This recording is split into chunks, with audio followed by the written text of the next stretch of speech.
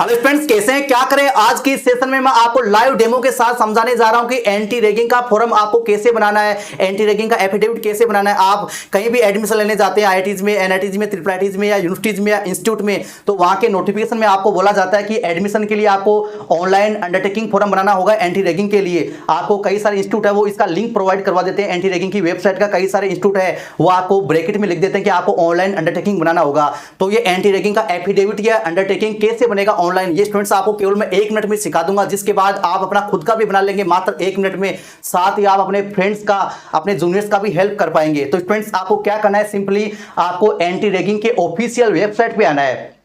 क्या करना है आपको? एंटी रैगिंग के इस ऑफिशियल वेबसाइट पे आना है आपको। ठीक है, आप गूगल में सर्च करेंगे एंटी रैगिंग का तो आपका पहला टैब आ जाएगा ऑफिशियल वेबसाइट का। ये लिंक आपको ऊपर दे रखा होगा, इसी लिंक पे आपको आना है। जैसे आप आएंगे तो यहाँ पे स्टूडेंट थोड़ा आपको नीचे स्क्रॉल करना है और आपको ये वाला पेज दिख जाएगा। ठीक है, यहाँ पे ऑप्शन आ रहा है ना, फील्ड अंडरटेकिंग। क्या ऑप्शन आ रहा है? Field undertaking. इस पे क्लिक करना है। सिंपली आपको क्या करना है, इस पे क्लिक कर दो, फील्ड अंडरटेकिंग। ठीक है, इस पे क्लिक कर दिया।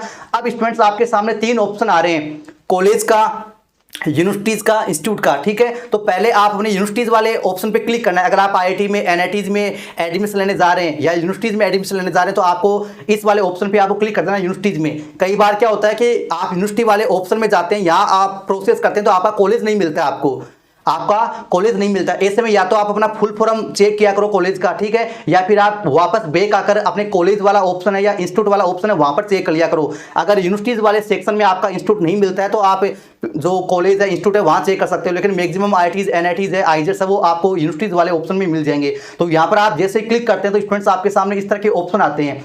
तो यहाँ पे स्टूडेंट्स आपको अपनी डिटेल्स फिलअप करनी होती है। यहाँ पे क्या फिलअप करना होता है, आपकी अपनी डिटेल्स फिलअप करनी होती है, आप अपने पेरेंट्स की डिटेल आपको फिलअप करनी होती है। और जो अगला थर्ड सेक्शन आता है, जो अगला सेक्शन आता है आपका, उसमें आप जिस इंस्टीट्यूट में एडमिशन लेने के लिए जा रहे हैं उसका डिटेल फिलअप करना होगा। आप में से बहुत सारे स्टूडेंट का सवाल रहता है कि सर हम जो प्रीवियस में कंप्लीट कर चुके हैं उस इंस्टीट्यूट का डिटेल डालना है कि जो हम एडमिशन लेने के लिए जा रहे हैं उसका।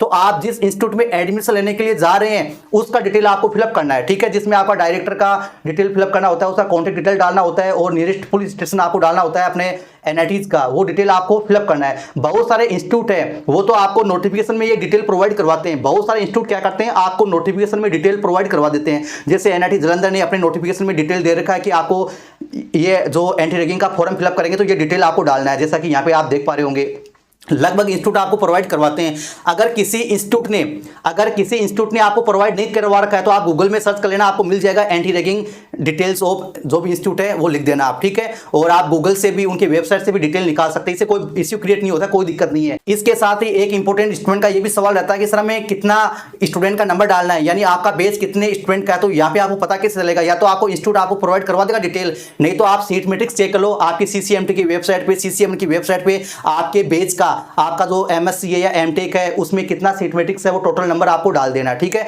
और उसके बाद में ये कई सारे आपका सर्वे वगैरह इन पे आपको टिक कर देना है, सब पे आपको टिक कर देना है। और टिक करने के बाद स्टूडेंट्स आपको सबमिट कर देना है। क्या कर देना है? आपको सबमिट कर देना है। और जब आप इसको सबमिट कर देंगे तो तुरंत या 10-15 मिनट में आपकी ईमेल पर एक पीडीएफ आ जाएगा।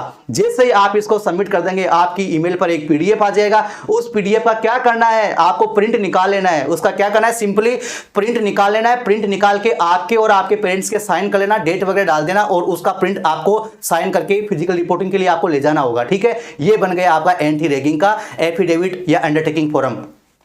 ठीक है, ये आपका क्लियरली समझ आ गया। लेकिन स्टूडेंट ध्यान देना, कई सारे इंस्टीट्यूट ऐसे होते हैं जो आपको बोलते हैं कि ऑनलाइन नहीं बनाना है, हम आपको फॉर्मेट दे रहे हैं, उसको कोर्ट से या नोटरी से आपको उसको एफिडेविट बना के लाओ। ठीक है, जैसे आपका एनआईटी जमशेदपुर है तो जो इंस्टीट्यूट आपको फॉर्मेट दे रहे हैं अपना एंटी रैगिंग का, तो उसका आपको एफिडेविट बनाना होगा। अगर आपको 100 रुपये लिखा हुआ है तो आप 100 रुपये का बना के लाओ। अगर आपका वहां पे रुपीज नहीं लिखा हुआ है तो आप 10 या 20 रुपये का बना सकते हैं। ठीक है, अगर वहां पे लिखा है तो उसे स्टाम्प पेपर को आपको बना के लाना जितने पैसे का वहां पे लिखा हुआ है।